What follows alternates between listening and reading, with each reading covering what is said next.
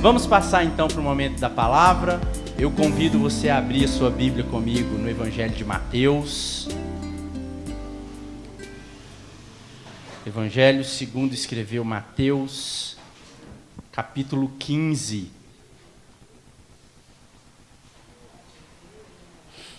O texto tem por título nas nossas Bíblias, Jesus e a tradição dos anciãos. E como um subtítulo ainda, o que contamina o homem. Mateus, capítulo 15, diz assim a palavra de Deus. Todos acharam?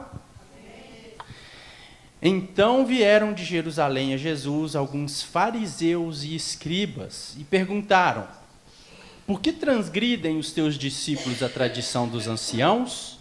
Pois não lavam as mãos quando comem. Ele, porém, lhes respondeu: por que transgredis vós também o mandamento de Deus por causa da vossa tradição?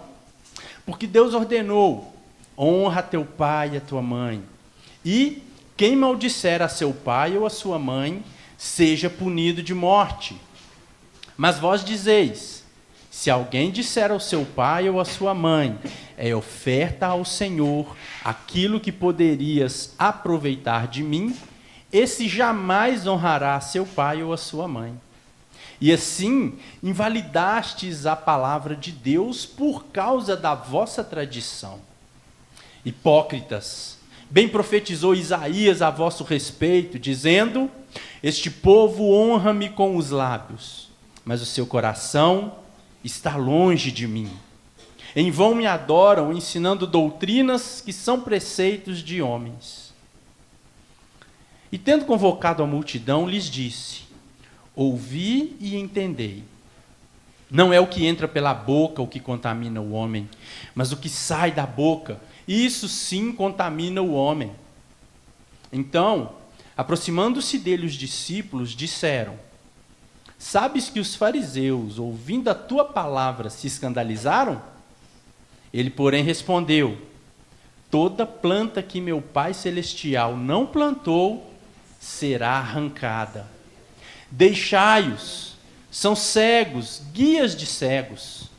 Ora, se um cego guiar outro cego, cairão ambos no barranco. Então lhe disse Pedro: explica-nos a parábola. Jesus, porém, lhe disse: também vós não entendeis ainda? Não compreendeis que tudo que entra pela boca desce para o ventre e depois é lançado em lugar escuso? Mas o que sai da boca vem do coração, e é isso que contamina o homem. Porque do coração procedem maus desígnios, homicídios, adultérios, prostituição, furtos, falsos testemunhos, blasfêmias. São essas coisas que contaminam o homem, mas o comer sem lavar as mãos não o contamina. Vamos orar? Senhor Deus, que a tua palavra fale conosco mais uma vez nessa noite. Que por meio da ação do teu Espírito em nós, ela possa ser proclamada, ouvida e entendida e aplicada às nossas vidas, para que assim possamos ser edificados, alimentados, fortalecidos, e o nome do Senhor seja glorificado em nós. É o que nós te pedimos, no nome santo e precioso de Jesus. Amém.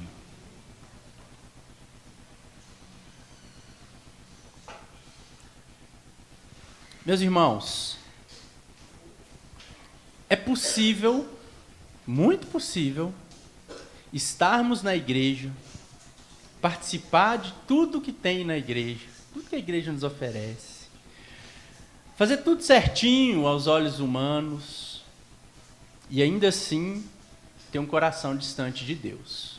Não é verdade? Nós sabemos disso.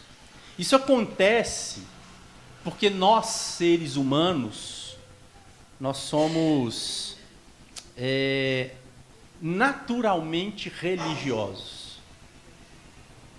Há um senso dentro de nós, Calvino chamou isso de sensus divinitatis, né? É o senso de Deus que tem dentro do coração de todo ser humano.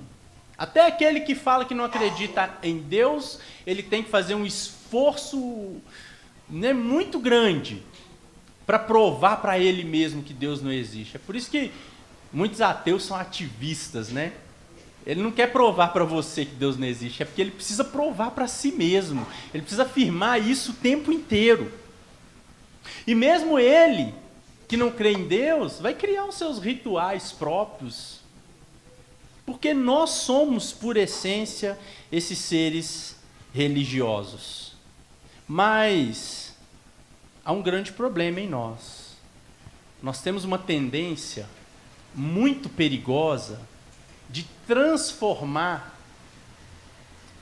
esse senso, essa busca por Deus que há em nós, mesmo quando a gente encontra o Deus verdadeiro, a gente tem uma tendência de transformar isso num livro de regrinhas que acabam, no final, virando aquilo que a gente chama de tradição, e a gente começa a viver embasado nessa tradição. E isso, às vezes, toma o lugar de Deus no nosso coração. A gente passa a viver uma religiosidade vazia. E esse senso de Deus que há dentro de nós, ele acaba sendo preenchido por movimentos, por ações, por atitudes que são mero tradicionalismo. É exatamente isso que trata o texto de hoje. Jesus aqui, ele confronta o tradicionalismo ou a tradição daqueles mestres da lei. Jesus mostra para nós que o nosso problema, ele não está no que nós fazemos por fora, mas naquilo que sai do nosso coração corrompido. Esse texto que nós lemos, ele acontece ainda no cenário de Jesus ali na região de Genezaré. Depois de ter atravessado o lago, multiplicado o pão, voltou caminhando sobre as águas. Quando ali chegou uma multidão, veio até ele, tocou nele, foi curada. Então Jesus estava nesse movimento. E aí no texto que nós lemos, ele nos diz que veio uma comitiva de fariseus e de escribas lá de Jerusalém. Eles vieram certamente para sondar o que Jesus estava fazendo. Esses homens, fariseus e os escribas, eram duas classes de... basicamente duas seitas, podemos dizer assim, alguns classificam assim, do judaísmo. Né? Haviam outras também, os essênios, né? Mas aqui, especificamente, os fariseus, que eram tidos como os mais zelosos pela lei de Deus. E, junto com eles aqui, os escribas, que eram aqueles versados na tradução ou na preservação, na cópia dos textos do Antigo Testamento. Os textos da Torá, os textos dos Salmos, dos profetas. Eles eram esses especialistas, os escribas. E os fariseus eram zelosos pela lei. Esses homens, eles faziam parte, boa parte deles, nem todos, mas muito provavelmente esses aqui que vieram de Jerusalém, porque haviam, né, fariseus, escribas espalhados por toda Israel, mas esses que vieram de Jerusalém, muito provavelmente eles vieram do Sinédrio, que era a cúpula da liderança do judaísmo daqueles dias. Então a gente pode entender, por mais que o texto não diga com essas palavras, a gente pode entender que aqui veio uma comitiva para verificar o que estava acontecendo ali naquela região. A fama de Jesus não era pouca, se espalhava mais e mais, e a liderança dos judeus certamente enviou esses homens para verificar o que estava acontecendo ali. Então o texto nos diz que eles vieram de Jerusalém a Jesus, alguns escribas e fariseus, e eles parece que não conseguiram ficar só observando, né? Eles fizeram uma pergunta para Jesus. E essa pergunta, ela acontece dentro de um contexto. A pergunta é: por que transgridem os teus discípulos a tradição dos anciãos, pois não lavam as mãos quando comem? Irmãos, Jesus teve diversos encontros com esses mestres, né? Aqui, só olhando para o Evangelho de Mateus, a gente vê, e eu não vou ler os textos, vou apenas citar. Lá no capítulo 9, eles acusaram Jesus de assumir prerrogativa divina. Acusaram Jesus de estar se colocando no lugar de Deus. E Jesus, de fato, era Deus, né? Mas eles não reconheciam isso.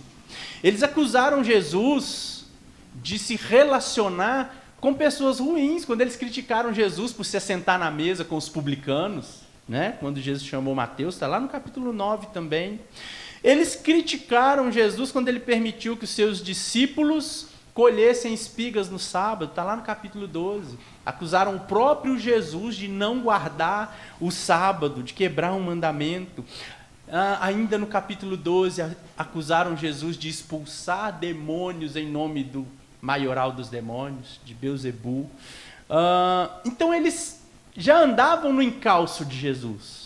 Não é a primeira vez aqui que Jesus tem um embate com esses fariseus. Mas aqui, eles vêm intencionalmente questioná-lo sobre algo que a gente viu acontecer lá no capítulo 14. Se a gente se lembrar bem, Jesus ele multiplicou os pães e os peixes, distribuiu para uma multidão, e aquele povo ali certamente não tinha aquilo que eles entendiam como o mínimo que se tinha antes de participar de uma refeição. Eles acusam Jesus e os seus discípulos de quebrarem a tradição dos anciãos. E aqui não se trata de um mandamento, eles são bem específicos, né? Eles não estão falando que Jesus está quebrando um mandamento, mas Jesus está quebrando a tradição dos anciãos.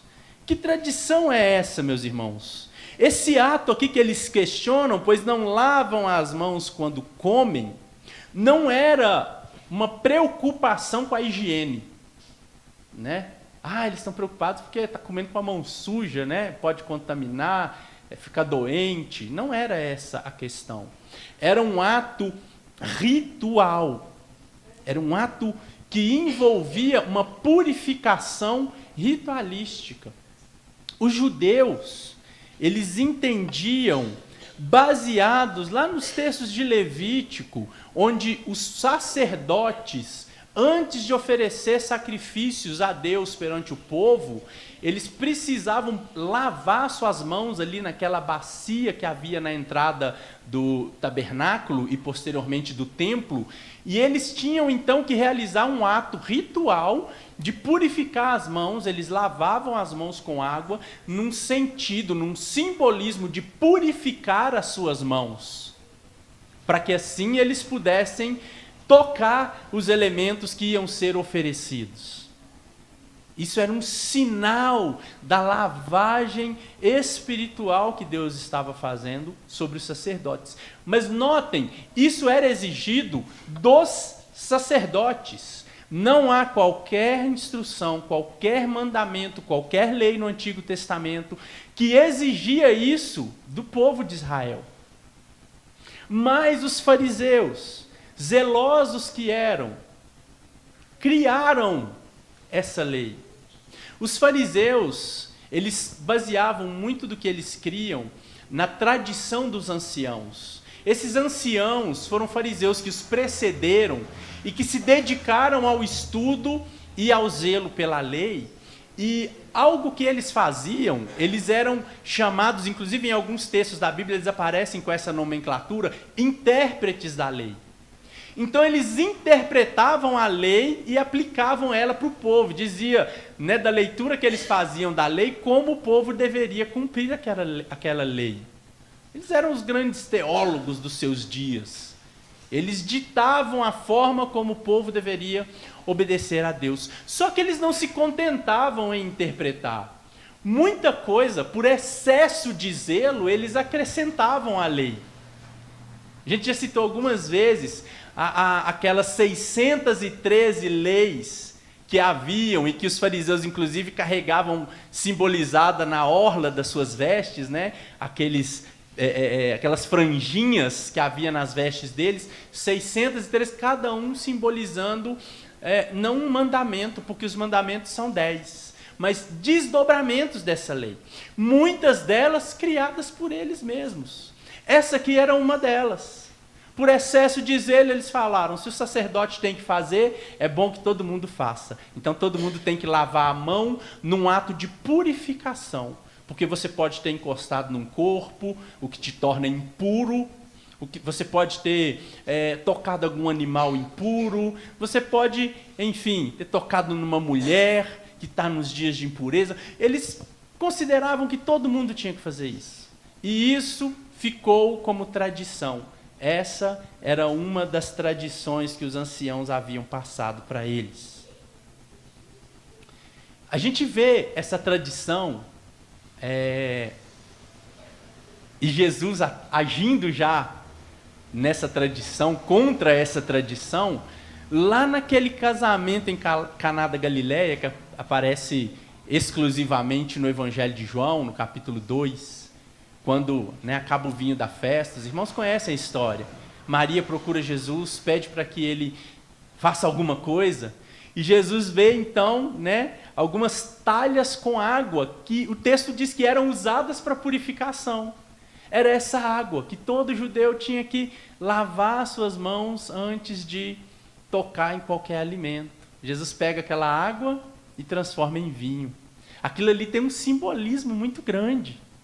Quando Jesus pega uma água que era usada para o ritual da antiga tradição e transforma no vinho, que a própria palavra diz, que o próprio Senhor Jesus, que ele só diz na Santa Ceia, que ele só vai tomar de novo do vinho, aquele vinho novo lá nas bodas do Cordeiro, aquilo ali já era um símbolo de uma mudança dos antigos rituais para a nova vida em Cristo.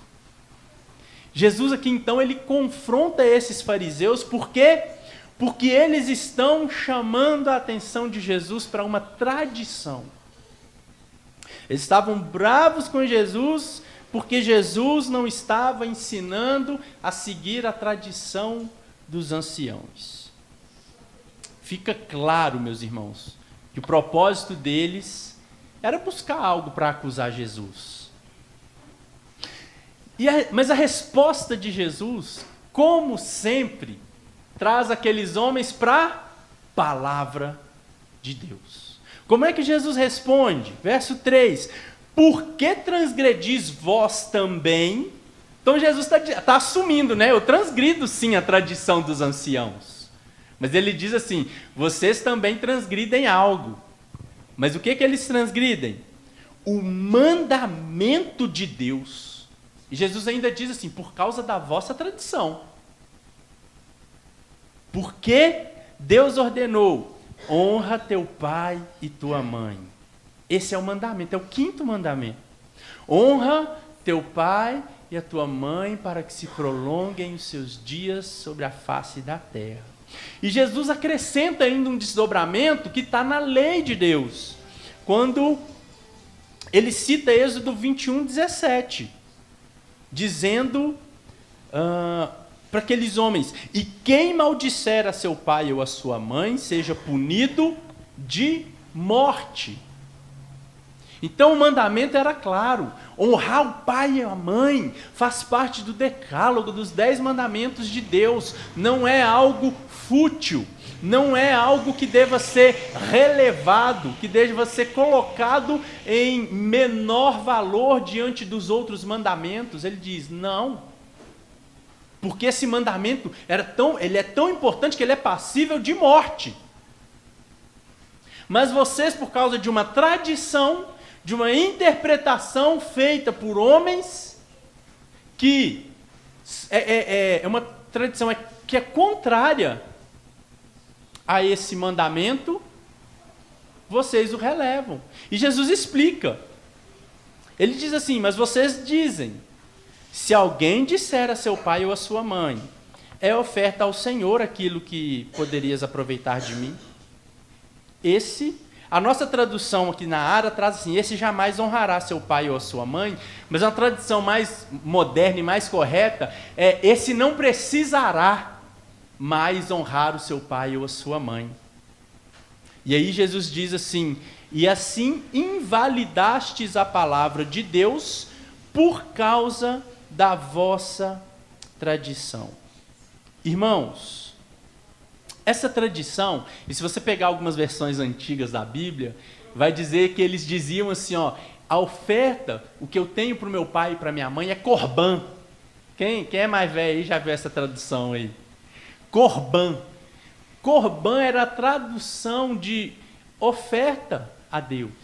Então aqueles homens falavam assim: olha pai, olha mãe querido, vocês estão aí passando dificuldade, eu tenho aqui, né, um dinheiro, bens, posses, e é minha obrigação cuidar de vocês, mas Deus é mais importante. Então isso aqui que eu tenho é oferta para Deus. Isso aqui que eu tenho é separado para eu entregar lá no templo, então eu não posso dar a vocês. Sinto muito, viu pai e mãe? Era isso que eles faziam. Só que tem um detalhe. Os estudiosos dizem que essa lei, ela era uma penhora. Não é que ele pegava, o fariseu, o judeu, né, zeloso pela tradição, não é que ele pegava aquilo e entregava lá no templo e ficava sem nada. Ele tinha suas posses, os seus bens, o seu dinheiro, ele consagrava ao templo. Então quando ele morrer, ia para o templo. Aí ele não podia usar com o pai e com a mãe, porque era do templo. Mas ele usufruía. Ele usava daquilo. Percebe a malícia daqueles homens? Percebe como, para não precisar honrar um mandamento que exigia, fazia parte da lei de Deus, honrar pai e mãe, não é só respeitar, prestar reverência, é cuidar, é não desamparar. E eles, para quebrar esse mandamento, criaram, segundo a interpretação da lei, um subterfúgio que os tirava disso. Não, honrar a Deus é mais importante. Então vamos ofertar tudo para Deus, e aí a gente se desobriga disso. Jesus, no versículo 7,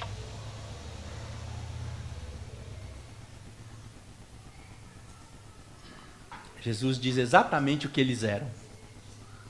Jesus diz assim: hipócritas. É isso que vocês são.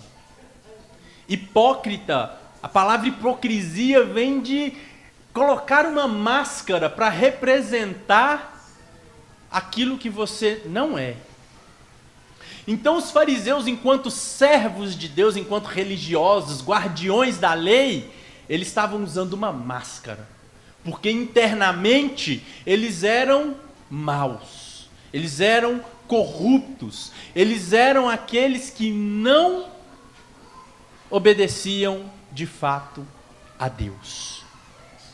Por isso Jesus os chama de hipócritas.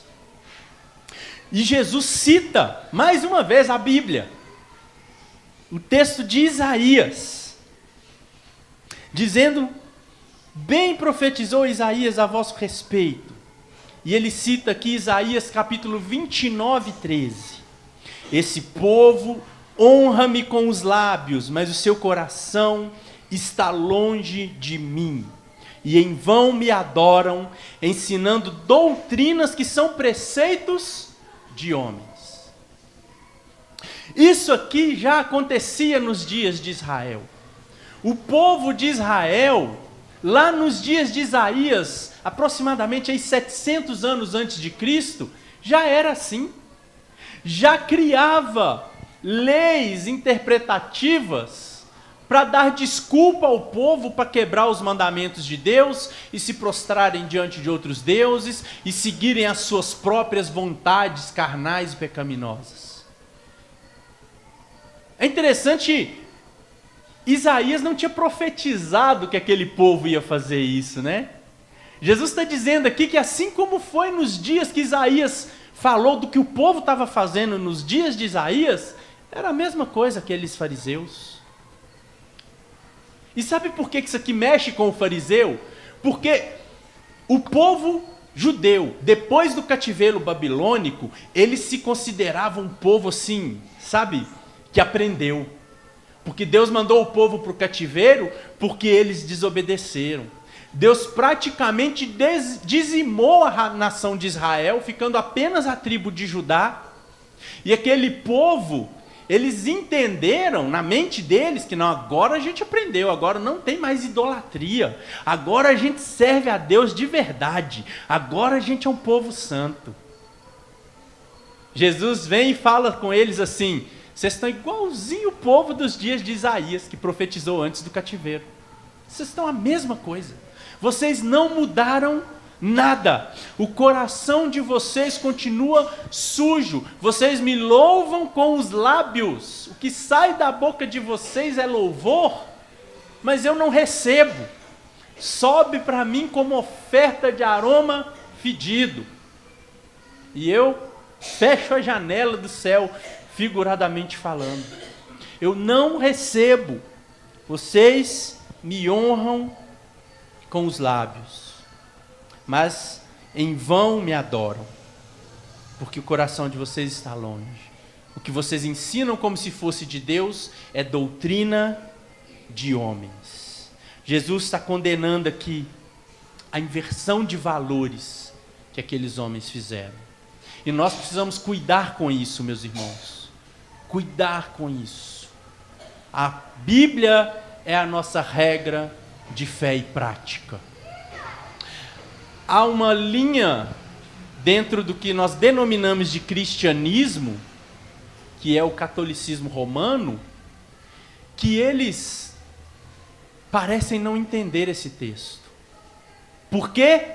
Porque eles, na sua teologia, dizem que a regra de fé e prática deles é a Bíblia, mais a tradição da igreja. E o que é a tradição da igreja, se não tradição de homens?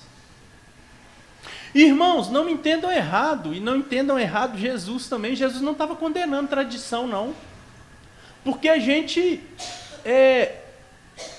vou dizer assim, precisa de tradições para viver em comunidade.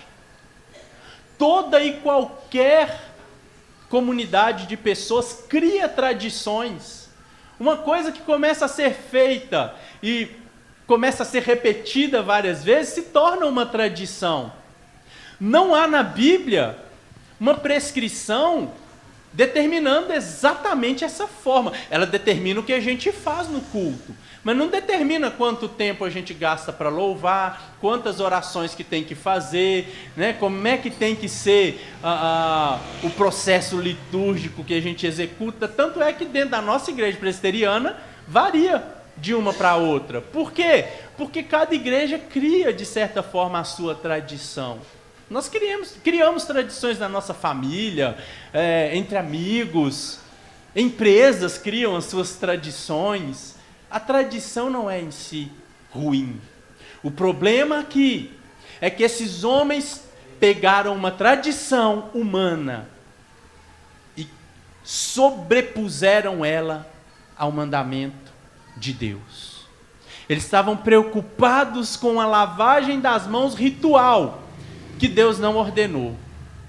E Jesus apontou ainda um segundo tradicionalismo que eles criaram, que era essa lei Corban, para desonrar o pai e a mãe. Que Deus nos livre disso, né, meus irmãos? Que Deus não nos permita criar tradições que suplantem a palavra dele. Que nós estejamos sempre submissos à palavra de Deus. Jesus, então, meus irmãos, após chamar aqueles homens de hipócritas, Jesus não passa a ensinar aqueles homens, não. O texto diz que Jesus se volta para a multidão. O verso 10 diz assim: tendo convocado a multidão. Muito provavelmente aqueles fariseus, escribas, homens de respeito na sociedade judaica, quando eles chegam até Jesus, a multidão que estava perto de Jesus se afasta. E aí eles têm ali o seu momento com Jesus. Jesus chama eles de hipócritas, se volta para a multidão e diz: volta aqui, povo. E ele diz assim: ouçam e entendam. Ouvi e entendei. Em bom português, ouçam e entendam o que eu vou dizer. Não é o que entra pela boca que contamina o homem, mas o que sai da boca, isso sim contamina o homem. A preocupação dos fariseus era em pegar os alimentos com a mão sem ser purificada. Mais uma vez, não era preocupação higiênica, era ritual. A preocupação de Jesus é mostrar que o problema não está do lado de fora. O problema está no interior. Jesus aqui, ele desmonta a lógica religiosa daqueles homens. Jesus aqui, ele aponta para algo mais importante. O fariseu estava preocupado com o que você toca, com o que você come, com a forma como você lida com as coisas, no aspecto externo. Jesus aponta para dentro. Jesus diz: o problema não está no exterior, na lavagem das mãos. O problema está no interior. Não é o que entra que contamina. Jesus aqui não está dizendo que você comer uma coisa envenenada não vai te contaminar. Mais uma vez, ele está apontando para a preocupação ritualística e religiosa daqueles homens. Ele está dizendo: o problema, o que vai contaminar espiritualmente os homens, é o que sai de sua boca. Ou seja, o problema não é necessariamente o que a gente faz, ou a forma como a gente faz. E nós somos mestres em criticar, né? A gente faz o nosso culto de uma forma, a gente olha para fora e a gente tem muita facilidade para apontar o dedo. Está cultuando errado, está adorando errado. É lógico que tem formas que são, né, completamente fora da palavra. Mas dentro daquilo que está prescrito na palavra, há formas diferentes de se fazer. Não é a forma que determina se aquela adoração é verdadeira ou não. Isso é o ponto alto aqui desse sermão. É o que Jesus queria demonstrar para aqueles homens. Jesus diz isso para a multidão. Mas então os discípulos vêm para mais perto de Jesus. E verso 12 diz: aproximando-se dele, os discípulos disseram. E olha a preocupação dos discípulos. Sabes que os fariseus, ouvindo a tua palavra, se escandalizaram? Mais uma vez, aqueles homens, os fariseus, eram homens de respeito. Por muito tempo, certamente, os discípulos de Jesus aprenderam com eles, os fariseus, os escribas, o que era a lei de Deus. Eles aprenderam desde pequenininhos a respeitar a tradição dos anciãos. Mas, de repente, Jesus vem subvertendo toda essa ordem. Eles foram aprendendo com Jesus. Mas quando houve esse embate entre Jesus e os fariseus, eles ficaram preocupados. Espera aí, Jesus. O senhor sabe que aquele povo ficou escandalizado, né? Os fariseus. Eles não levaram de boa aquilo que o senhor falou, não. O senhor sabe? É como se eles estivessem assim, dizendo para Jesus: o senhor sabe que eles são os intérpretes da lei, Jesus. Eles são poderosos. Talvez o senhor tivesse ter sido um pouco mais delicado para falar com eles, né? Um pouco mais polido. O senhor chama eles de hipócritas, assim, né? Na cara.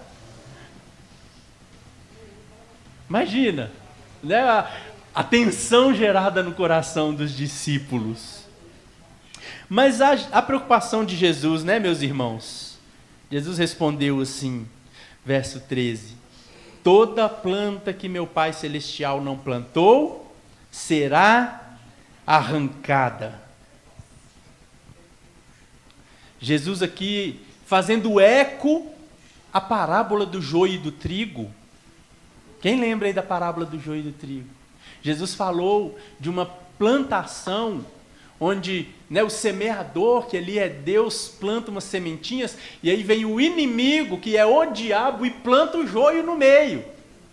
Jesus está chamando aqueles fariseus de joio. Jesus está dizendo, olha, não foi meu pai que plantou, vai ser arrancado. E aí quem se lembra da parábola vai se lembrar que vai ser arrancado para ser queimado no fogo ardente que nunca se apaga. Essa fala de Jesus aqui é uma fala de condenação, de juízo na vida daqueles fariseus. É por isso que Jesus não preocupou em explicar para eles, ele chamou a multidão. Jesus queria aqueles que estavam cansados, sobrecarregados e que tinham o coração aberto para ouvir a voz dele. Ele não jogava pérolas aos porcos. Eu e você muitas vezes não temos essa capacidade, né, de discernir quem é joio e quem é trigo. Jesus não nos deu isso, mas ele tinha essa capacidade. E ele então, meus irmãos, passa a explicar para os discípulos, porque antes de explicar, né, ele complementa, ele diz algo mais. Ele diz assim, deixai-os. Os discípulos falaram, você ouviu, Jesus? Eles estão preocupados. Jesus falou assim, deixa eles para lá. É igual a gente quando vai falar para o filho da gente, né? Quando algum coleguinha está incomodando, deixa ele para lá. Ignora. Olha que palavras duras que Jesus falou. Aqueles eram os mestres da lei. Eram eles que ensinavam o povo, irmãos. Jesus falou com os discípulos assim, deixa eles para lá. Eles são cegos, eles não enxergam a verdade. E pior do que cegos, eles são guias de cegos. E Jesus deixa muito claro, a ilustração aqui não é difícil da gente entender, né? Um cego guiando outro cego. O que vai acontecer? Não vai dar bom, né? São cegos guiando cegos. Se um cego guiar outro cego, ambos cairão no barranco. Tem muito cego guiando cego por aí, meus irmãos. Tem muito falso profeta, tem muito fariseu, tem muita gente acrescentando e tirando coisa das escrituras, ensinando doutrinas de homens, ensinando usos, costumes, ensinando tudo quanto há, menos a palavra. E querendo dizer que isso vai levá-los para o céu, mas vai levá-los para o barranco, para o buraco, para o inferno. A gente precisa ter cuidado com esses homens. E já finalizando, Pedro, então, no verso 15, pediu uma explicação daquela parábola, que não era necessariamente uma parábola, né? Jesus disse, não é o que entra no homem que contamina, é o que sai. Aí Pedro chamou isso de parábola. Me explica essa parábola, Jesus. E Jesus teve uma reação até, né, ele se assustou com aquilo. Verso 16, também vós não entendestes. Jesus deu uma cutucada em Pedro, né? Uai, Pedro, como assim? Nem você entendeu? E Pedro aqui certamente era o porta-voz dos discípulos, então provavelmente os discípulos também não haviam entendido. Por isso Jesus responde para Pedro no plural. Vocês não entenderam. Jesus quase perguntou para Pedro, quer que eu desenhe, né, Pedro? Não é possível, vocês estão caminhando comigo. É igual ele falou com Filipe, né? Quando Filipe pediu, mostra-nos o Pai. Vocês estão caminhando comigo. Vocês estão vendo o que eu faço. Eu estou mostrando para vocês, não é de hoje, o coração corrompido desses fariseus. Estou mostrando para vocês, não é de hoje, que não é o cumprimento da lei pura e simples que salva vocês. Eu sou aquele que cumpre a lei. Jesus então explica. Não compreendeis que tudo que entra pela boca desce para o ventre e depois é lançado em lugar escuso? Jesus aqui está quase dando uma aula de como é que fala? Biologia, não, gente? O corpo humano, né? Sistema digestivo, gente. Jesus está falando, você comeu, né? Mastigou, engoliu, vai lá para a barriguinha, passa pelo sistema digestivo, depois vai procurar um cantinho lá, um banheiro, e aquilo ali vai embora. Vai para o esgoto. Aquilo ali vai para um lugar escuso. Não é isso que contamina o homem, espiritualmente falando. Não é. Jesus está dizendo para eles, mas o que sai da boca, verso 18. E Jesus aqui diz o porquê. Para a multidão ele não disse isso, mas para os seus discípulos ele explica. O que sai da boca vem do coração. Jesus aponta para a essência de tudo isso aqui que ele está dizendo. O que sai da boca vem do coração. Lá no capítulo 12 ele já havia dito, a boca fala do que o coração está cheio. E desde o início do Evangelho, Jesus nos põe em confronto com o nosso coração. Não é a primeira vez. Desde aquela primeira afirmação que Jesus faz, lá no Sermão do Monte, capítulo 5 do Evangelho de Mateus, quando ele diz assim, felizes, ou seja, bem-aventurados, os puros, os mansos de coração, porque verão a Deus. Jesus já começa a tratar o coração. Jesus começa a mostrar que pureza de coração é necessária para ver a Deus. Jesus diz de si mesmo, Mateus 11, 29, que ele é manso e humilde de coração, e que assim nós também devemos ser. Jesus mostra ao longo desse evangelho que o coração é o lugar das decisões. Ele diz que a gente adultera já no coração. Lá no Sermão do Monte, Mateus 5, 28, ele diz que a gente deve perdoar com o nosso coração, lá em Mateus 18, 35.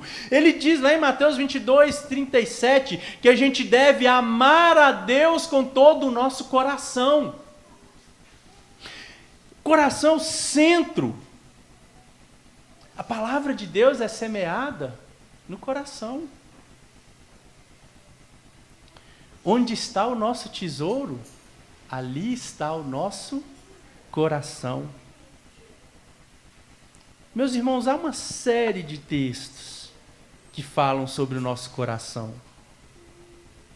Mas aqui, Jesus lista uma série de pecados que saem do nosso coração.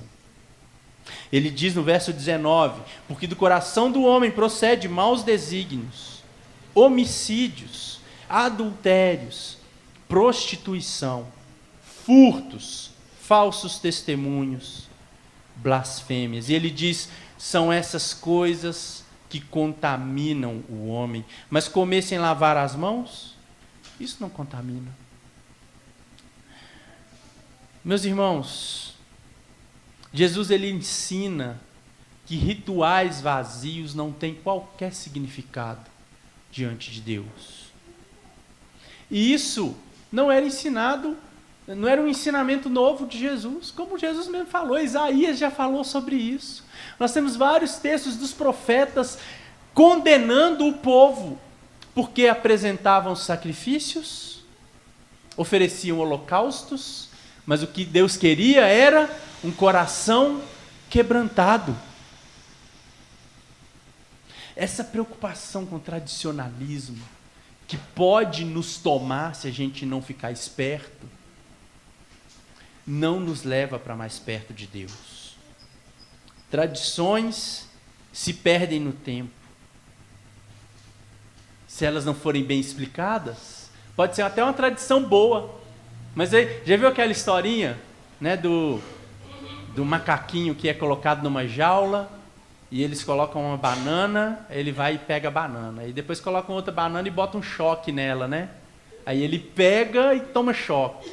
Aí bota um outro macaquinho junto com ele. Quando ele vai pegar, o segundo macaquinho vai pegar, o primeiro não deixa, porque dá choque. Aí tiram o primeiro macaquinho que tomou choque e botam um outro. O segundo nunca encostou na banana, mas ele não deixa o outro pegar. Ele não sabe explicar o porquê, mas ele sabe que não é para pegar. E aí vai passando, vai trocando lá. Isso é um experimento que fizeram já. Vai trocando os bichinhos e, no fim das contas, eles não fazem aquilo e não sabem nem porquê, mas um impede o outro de fazer. Isso é tradicionalismo. Às vezes a gente cria coisas na nossa vida que a gente não sabe porquê. Eu já conversei com várias pessoas de outras denominações que são apegadas a usos e costumes, que isso vai perguntar, por que vocês não fazem isso? Onde na Bíblia está escrito? Ah, não sei, só sei que a gente sempre fez assim. Né? É tradição. Então a gente precisa tomar cuidado. Nós somos reformados, amém, glória a Deus, mas a gente não está livre disso não. A gente também precisa ficar esperto para não criar tradições que suplantem a palavra de Deus. Cristo é o único, meus irmãos, que pode limpar o nosso coração. Ele é o único que pode limpar verdadeiramente as nossas mãos, purificar o nosso coração. Por isso, eu nem falei do título da mensagem, né? Tradição ou coração? Entre mãos limpas e corações impuros. Não adianta ter o exterior limpo e um coração sujo e um coração endurecido, meus irmãos. E não há qualquer tradição, ritual, nada que possa nos limpar. Só Cristo pode. Por isso a gente precisa olhar para dentro de nós, o que tem saído daqui de dentro, meus irmãos. A gente precisa se preocupar com o nosso coração. Jesus denunciou o coração daqueles homens. Jesus apontou para o interior deles. Por isso, para a gente finalizar, eu te convido a refletir nessa noite. O que é que está no seu coração? O que é que tem guiado o seu coração? E pior, o que é que tem saído? O que é que você tem externalizado, apresentado para o mundo? Saiba que isso sai do seu coração. Aquilo que você é, onde você estiver, é uma expressão do seu coração. Se eu e você temos sido hipócritas, mostramos uma cara na igreja, mas em outros lugares a nossa cara é diferente, a gente precisa verificar o nosso coração. Ou se a gente às vezes tem uma habilidade muito grande, né? A nossa hipocrisia às vezes é tão grande, que a gente consegue mostrar a mesma carinha hipócrita em todo lugar que a gente vai. Mas lá dentro está corrompido. Precisamos, irmãos, buscar o Senhor e pedir que Ele nos limpe. Não com rituais externos, não com uma lavagem de mãos, mas com o seu espírito. É muito fácil a gente se distrair com coisas que nós mesmos criamos, até na igreja, até dentro da igreja. Por isso que eu falei aqui no início. É muito fácil a gente estar na igreja, mas às vezes o nosso coração está preso a um tradicionalismo. Está preso, não, eu vou à igreja porque meus pais, meus avós, meus bisavós vinham. Então, essa é a tradição da minha família. Não é isso que nos leva para Deus. Meus irmãos, que o Senhor nos ajude a olhar para os nossos corações. Amém? Que Ele nos ajude, meus irmãos, que Ele cuide daquilo que sai de nós. Não apenas dos nossos lábios. Como a gente vê no texto, né? Jesus falou que é o que sai da boca, porque isso vem do coração. Mas quando Ele lista aqui, Ele não lista palavras. Ele lista ações, né? Homicídios, adultérios, prostituição. Ele lista ações. Que a gente possa clamar aquele que pode nos limpar nessa noite, para que Ele limpe de fato os nossos corações. Amém? Vamos orar? Eu te convido a ficar de pé e clame ao Senhor nessa noite. Senhor Deus, nós lemos um texto que fala de purificar o coração, que aponta para homens que um dia chegaram diante do Senhor com hipocrisia, apresentando um tradicionalismo que levava os homens a quebrar os teus mandamentos. Pai, nós não estamos livres disso. Se o Senhor não tiver misericórdia de nós e não cuidar de nós, nós também estamos sujeitos a cometer esse mesmo pecado. Mas nós cremos no poder salvador, libertador e restaurador do Teu Espírito, que é suficiente para nos livrar de nós mesmos, Senhor. Por isso eu venho nessa noite pedir a Ti que limpa os nossos corações, Pai. Limpa, Senhor, a Tua igreja. E eu oro em primeiro lugar para a Tua igreja de uma forma geral, para a Tua igreja espalhada por essa terra. Que os homens que não honram o Teu nome possam ser revelados, e por mais que eles causem escândalos, mas que eles sejam, ó Pai, tirados desse lugar de engano, para que a Tua igreja seja purificada. E olhando para nós, ó Deus, eu rogo ao Teu Espírito para que continue nos levando a uma verdadeira adoração. Não deixe que criemos, ó Pai, essas máscaras de hipocrisia em nós. Não deixe com que o nosso louvor seja um mero canto interpretativo, que as nossas orações públicas sejam bonitas, mas as nossas orações privadas sejam, ó Pai, desconectadas ou às vezes até inexistentes. Que o Senhor nos livre disso, Deus. Que o Senhor nos faça homens e mulheres que honram ao Senhor em espírito e em verdade, e não apenas com os lábios. Que seguem a Tua palavra e não apenas tradições dos homens. Que o Senhor abençoe a Tua igreja, abençoe o Teu povo. Que o Senhor nos faça crescer mais e mais em Ti. Que o Teu Espírito venha a nos encher, a nos mudar, que Ele nos transforme, para que sejamos mais e mais parecidos contigo. Que a Tua bênção seja sobre nós, ó Pai, no nome santo de Jesus. Amém. Recebam a bênção, meus irmãos, que a graça do nosso Senhor e Salvador Jesus Cristo, o amor de Deus, nosso poderoso Pai, e as doces e ternas consolações do Espírito Santo, seja com cada um, não só hoje, mas todos os dias, por onde andarmos, em nome de Jesus. Amém e amém. Que Deus os abençoe, meus irmãos. Igreja Presbiteriana, desde 1859, transformando vidas com a palavra de Deus.